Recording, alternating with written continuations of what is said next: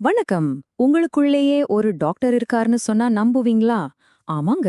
நம்ம எடுத்துக்கிற மருந்துகள விட, நம்மள பாக்குற டாக்டர்ஸ விட, ரொம்ப சக்தி வாய்ந்த ஒரு குணப்படுத்தும் சக்தி நமக்குள்ளேயே இருக்கு. அந்த சக்தியை எப்படி தட்டி எழுப்புறது? நம்ம ஆரோக்கியத்துக்காக அதை எப்படி பயன்படுத்துறது? வாங்க, இந்த விஷயத்த பத்தி கொஞ்சம் ஆழமா பார்க்கலாம். நமக்கு உடம்பு சரியில்லாம போகும்போது நம்மள உண்மையிலேயே குணப்படுத்துறது எதுன்னு என்னைக்காவது யோசிச்சிருக்கீங்களா? நம்ம போடுற மாத்திரைகளா? இல்ல நம்மள செக் பண்ற டாக்டர்ஸா?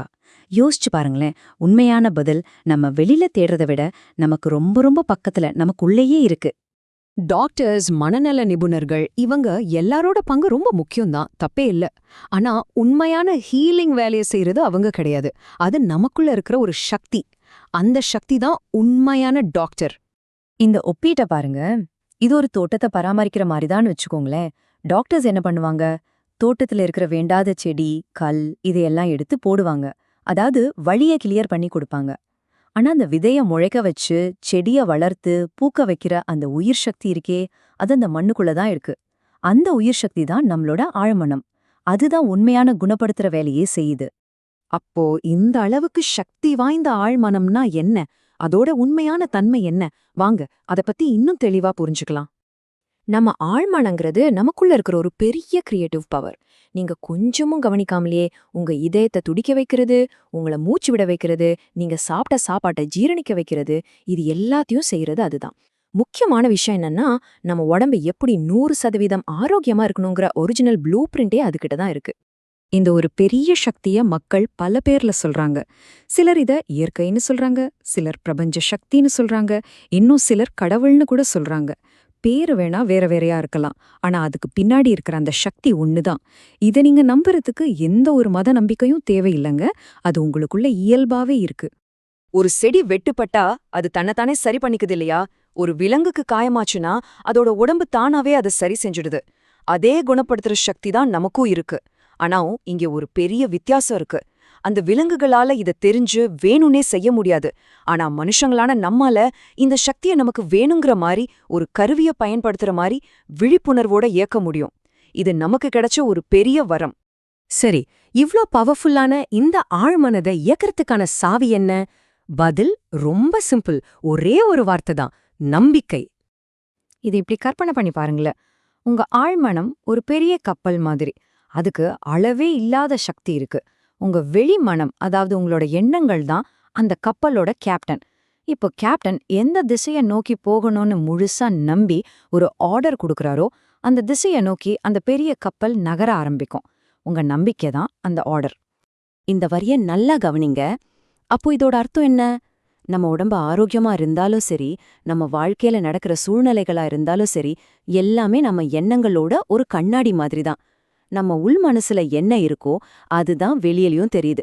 அப்போ உங்க வெளி உலகத்தை மாத்தணும்னா நீங்க எங்க ஆரம்பிக்கணும்? உள்ள இருந்துதான்.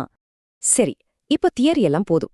பிராக்டிக்கலா இத எப்படி செய்யறதுன்னு பார்க்கலாம். இந்த சக்திய நமக்காக வேலை செய்ய வைக்கிறது எப்படின்னு தெரிஞ்சுக்கணுமா? இதோ சில சிம்பிளான ஆனா ரொம்ப ரொம்ப சக்தி வாய்ந்த ஸ்டெப்ஸ். முதல் ஸ்டெப், மனச அமைதிப்படுத்துறது. யோசிச்சு பாருங்க.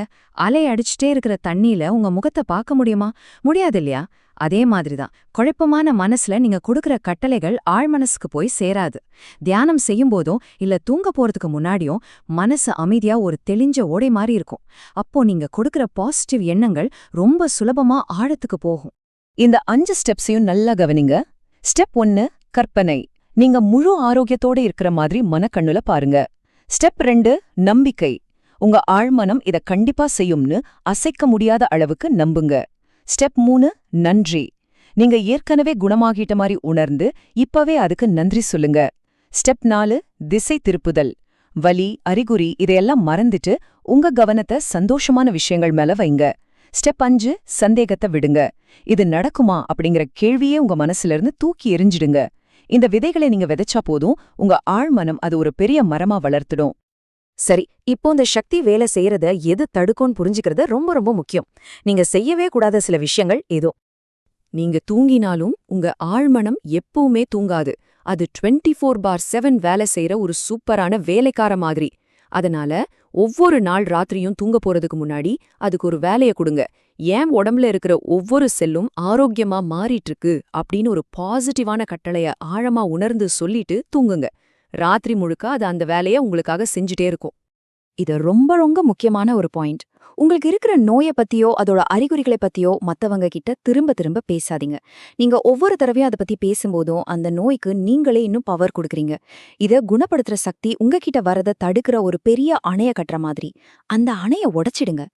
இந்த குணப்படுத்துற சக்தியோட சாவி இப்போ உங்க கையில இருக்கு. இத வச்சு இன்னைக்கு உங்க ஆழ் மனசோட கதவை திறந்து என்ன கட்டளைய கொடுக்க போறீங்க? அது உங்க ஆரோக்கியமா இருக்கலாம், உங்க வெற்றியா இருக்கலாம், எதுவா வேணா இருக்கலாம். ஆனா இப்பவே முடிவு பண்ணுங்க. ஏன்னா அந்த மாபெரும் சக்தி உங்க ஒரு வார்த்தைக்காக, உங்க ஒரு கட்டளைக்காக காத்துக்கிட்டு இருக்கு.